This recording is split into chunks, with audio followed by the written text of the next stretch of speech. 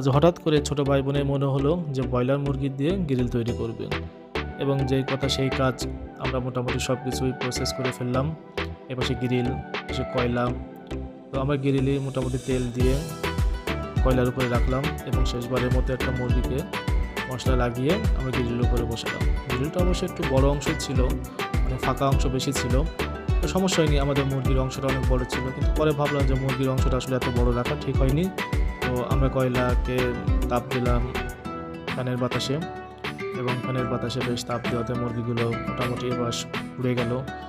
বাকি অংশকে আমরা একটু তেল দিয়ে আবার উল্টাপাল্টায়ে রাখা হলো, এবং এক পর্যায়ে দেখা হলো যে মুরগি হয়ে গেছে কিনা।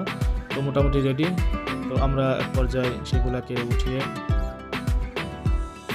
প্লেটের উপর রাখলাম এবং পরিবেশন করার জন্য আমরা নিয়ে গেলাম। এবং এর সাথে ছিল পেঁয়াজ, লেবু, শসা, আরও ছিল সস।